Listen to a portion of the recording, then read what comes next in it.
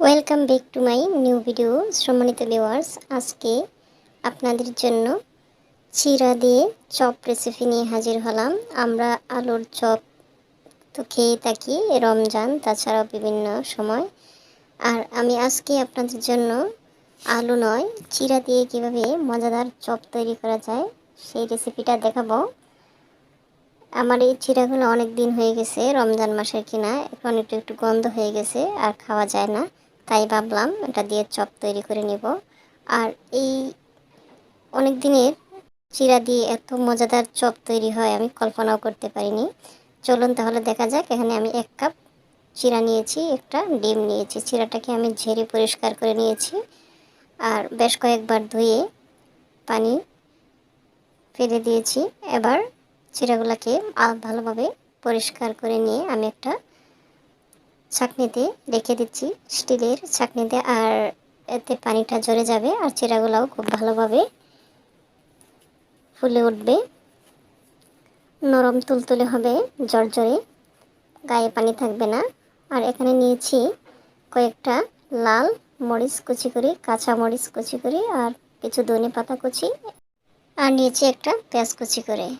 এবার চিড়াগুলো আমি একটু দেখে নিচ্ছি, খুব সুন্দরভাবে ফুলে উঠেছে, পানিটাও জুড়ে গেছে, ঝরঝরে হয়ে গেছে। এবার একটা প্লেটে নিয়ে নিলাম।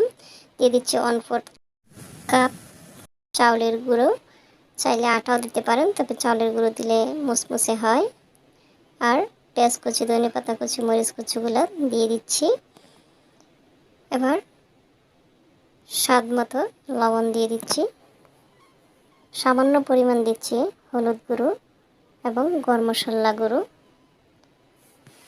আর একটা ডিম এখানে ফেটিয়ে রেখেছিলাম, ডিমটাকে আবারও একটু হাতের সাহায্যে ফেটিয়ে নিচ্ছি। এবার পুরো উপকরণগুলো ভালোভাবে আমি মিশিয়ে নিচ্ছি।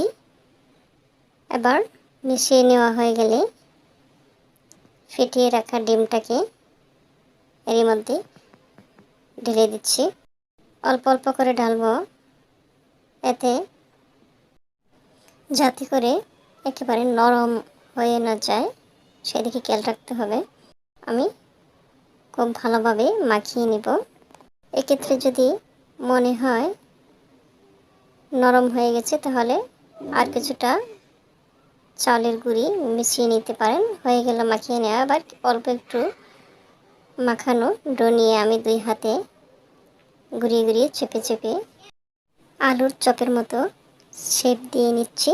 আপনারা আপনাদের পছন্দ মতো শেপ দিতে পারেন। এভাবেই আমি সবকটা তৈরি করে নিব। আর এই রেসিপিটা করে খাওয়ালে বুঝতেই পারবে না যেটা চিড়া দিয়ে তৈরি করা। সবগুলাই তৈরি করে নিলাম এভাবেই।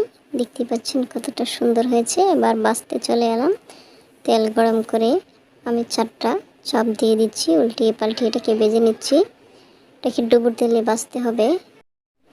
এখানে আমার তেল কম আর সবকটাকে একসাথে দেওয়া যাবে না, তবে আমি এখানে একটা ম্যাজিক দেখাবো ভেজে নেওয়ার জন্য। অল্প তেলে কীভাবে সবকটাকে ডুবো তেলে ভাজবেন। এই 4টা যখন কিছুটা হয়ে আসছে, একটু ফাঁক করে আমি কাঁচাগুলা দিয়ে দিচ্ছি। এভাবেই একটু একটু ফাঁক করে আমি বাকিগুলা দিব, যে কয়টা দেওয়া যায়। আর যেগুলা একটু হয়ে যাবে এগুলাকে সাইড করে নিচ্ছি।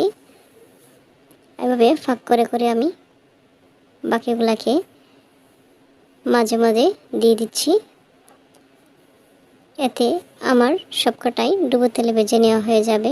দেখতেই পাচ্ছেন অল্প তেলে কীভাবে ডুবো তেলে ভাজা যায় সবকটা। যে কয়টা হয়ে আসছে এগুলাকে আমি একটু স্ট্যানার দিয়ে উঠিয়ে নিচ্ছি। এভাবেই উল্টিয়ে পাল্টিয়ে আমি সুন্দরভাবে ভেজে নিচ্ছি। আমার যেগুলা হচ্ছে সাইড থেকে উঠিয়ে নিচ্ছি। ফাইনালি সবকটাকে আমি এভাবেই ডুবো তেলে ভাজবো। অল্প তেলে এইভাবেই বেছে নেওয়া যায়। আজকের এই রেসিপিটা অতিথি আপ্যায়ন থেকে শুরু করে সকল ফ্যামিলির সদস্যদেরকে নিয়ে খাওয়ার মতো একটা চপ রেসিপি। আশা করি এটা যে কারো কাছে প্রিয় হবে। আমি যে কজনকে খাইয়েছি সবাই এটার প্রশংসাই করেছে।